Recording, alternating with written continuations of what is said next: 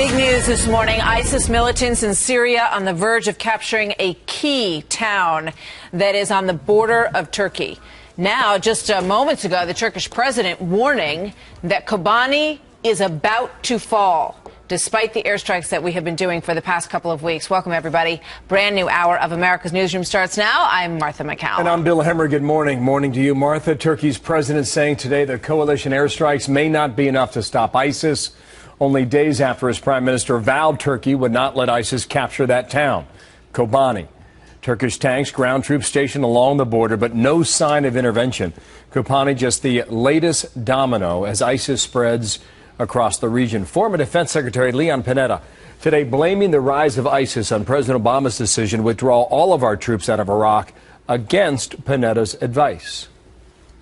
I think he felt that there was an opportunity here. We had obviously sacrificed a lot of people. We put them on the right track in terms of security and governing themselves.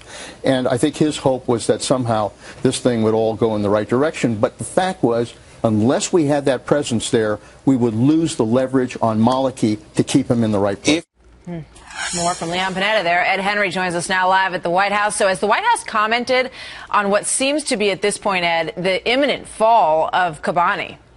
No, Martha, interesting because it's just breaking as we speak, and it's going to put even more pressure on them. This is almost like a ghost from the past, Leon Panetta, because the criticism stings a lot more when it's coming from a former insider. And what he's saying broadly, not just on Iraq there, but on Syria as well, is that the president's mistakes allowed ISIS to gain steam, get more strength. And now we see this key town of Kobani on the Syrian-Turkish border, some heavy fighting going on there. And what Panetta has also been asking about is, look, are airstrikes enough? Will they be effective enough, or should the president have left the possibility of U.S. ground troops on the table as well?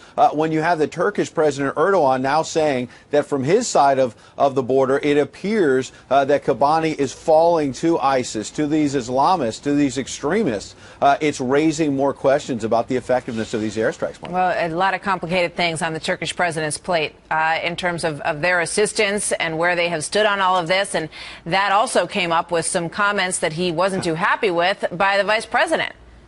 That's right. And look, Vice President Biden, what he said late last week was, among other things, that the Turks allowed these foreign fighters to cross into across the border into Syria. And as you say, Turkish president not happy about that. Vice President Biden had to call over to the Turks and apologize for that, apologizing to other leaders in the Arab world. And the bottom line is that what the vice president was saying, though, nobody's really disputing the accuracy, that the Turks have not played a positive role here in the run-up to this. But the problem diplomatically is President Obama, Vice President Biden, they need the Turks and others to be a key member of this coalition to fight ISIS now. So it just wasn't very diplomatic. And in fact, the New York Times is saying that Vice President Biden now may have to call the Saudis to apologize for comments he made about them as well. This is awkward timing.